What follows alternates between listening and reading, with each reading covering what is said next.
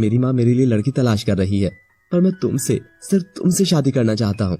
मैं भी चाहती हूँ रक्षित कि मेरी शादी तुमसे हो। ठीक है, तो हम आज ही शादी कर लेते हैं। लेकिन इतनी जल्दी? और तुम्हारी माँ को बुरा लगेगा। क्या ये करना सही होगा? तुम चिंता मत करो, मैं माँ को समझा दूंगा।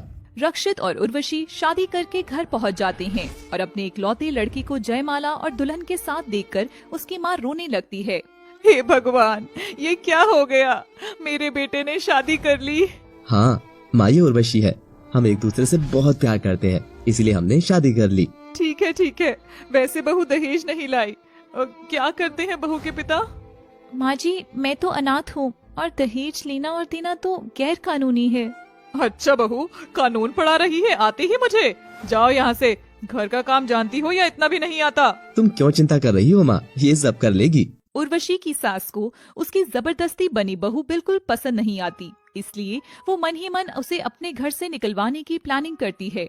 एक दिन उर्वशी चाय बनाकर अपनी सास के पास लाती है और जैसे ही वो चाय अपनी सास को देती है, उसकी सास जानबूझकर चाय अपने हाथ पर गिरा लेती है। तभी रक्षित वहाँ आ जाता है। हे भगवान, ये क्या किया बहू, मेरा हाथ जला दिया। पर माँ जी, मेरी कोई गलती नहीं है, वो आपसे गिरी थी। तुम कहना क्या चाहती हो बहू? मैंने जानकर हाथ जलाया है अपना, देख रहा है बेटे तू। उर्वशी, ये क्या किया तुमने? माँ जानकर क्यों करेगी ऐसा वो? उर्वशी, थोड़ा ध्यान से काम किया करो। उर्वशी अपनी सास की मरहम पट्टी कर देती है और कुछ दिन बाद उर्वशी की सास अपनी बहू को घर से निकलवाने के लिए नई योजना बनाती है। एक दिन उसकी सास अपनी कुछ सहेली को खाने पर बुलाती हैं। वो उर्वशी से कहती हैं, सुनो बहू रानी, आज मेरी कुछ सहेलियां घर पर आ रही हैं, तो तू 3 सब्जी, रायता, पूरी, हलवा, सलाद काट कर खाना तैयार रखना और दोपहर 2 बजे तक खाना तैयार कर लेना। ठीक है माँ जी, मैं सारा खाना तैयार कर लूंगी, आप चिंता मत करो। उर्वशी बेचारी सारा खाना बनाने में लग जाती है। वो 1 बजे से पहले जो जो उसकी सास ने बोला था वो सब बना लेती है और फिर उसकी सास की सहेली आ जाती हैं। उर्वशी उन्हें खाना खिलाती है, लेकिन वो सब उसकी सास की सिखाई हुई होती हैं, तो वो सब खाने में कमी निकालती हैं। यार, ये खाना किसने बनाया है? बिल्कुल भी अच्छा नहीं बना, खाने में बिल्कुल स्वाद ही नहीं है। हे भगवान, मेरे तो कर्म फूट गए। मेरी इसी बहू रानी ने बनाया है ये सब। क्या करूं बहन, मेरे ही नसीब में ऐसी बहू लिखी थी।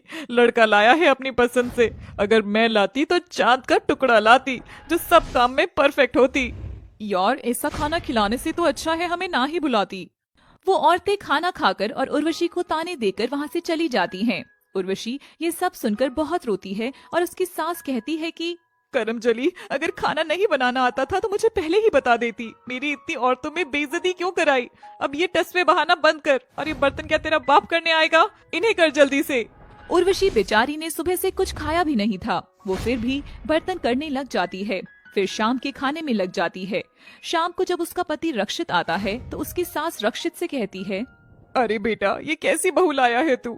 आज मुझे औरतों ने इतनी खरी खोटी सुनाई है। मेरी बहुत बेइज्जती हुई है तेरी इस बीवी के कारण।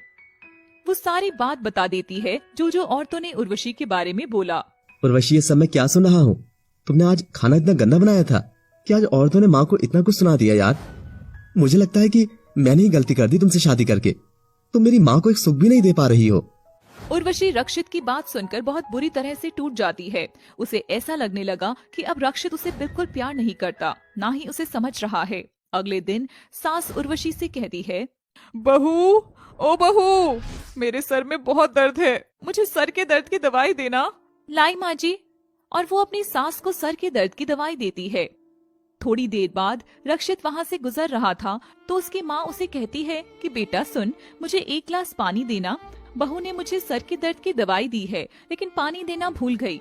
रक्षित वो दवाई देखता है तो वो चूहे मारने की दवाई होती है जो उसकी माँ ने बदल दी थी। वो उर्वशी से कहता है, तुमने मेरी माँ को चूहे मारने की दवाई दी है? यानी तुम अब इतना नीचे गिर गई हो कि तुम मेरी माँ को मारना भी चाहती हो? और वो उर्वशी को एक जोर से थप्पड़ मार देता है। उर्वशी बहुत रोने लगती है और रोते हुए बोलती है, फिर मैंने माँ जी को सर के दर्द की दवाई ही दी थी। तुम क्या बोलना चाहती हो? माँ ने खुद दवाई बदल दी और वो खुद को नुकसान पहुंचाना चाहती है? नहीं नहीं जी, मेरा ये मतलब नहीं था। रक्षित और उर्वशी में उस दिन से दूरियां बढ़ जाती हैं और वो उर्वशी से बात भी नहीं करता। अगर उर्वशी कुछ बोलती भी है तो वो जवाब नहीं देता। उर्वशी की सास ये सब देखकर मन ही मन खुश होती है और बोलती है, वाह, ये तो बहुत अच्छा हुआ। अब ये लड़की मेरे घर से चली जाएगी और मैं कोई सुंदर और अमीर लड़की अपने बेटे के लिए लाऊंगी। एक दिन उर्वशी की सास कुछ काम से छत पर जाती है और अचानक ही उनका पैर फिसल जाता है और वो गिर जाती हैं। उनका बहुत खून निकलता है। तभी उर्वशी आती है। माँ जी, ये क्या हुआ आपको? आप कैसे गिर गई? बहू, मुझे जल्दी से डॉक्टर के लेकर चल, वरना मैं मर जाऊंगी।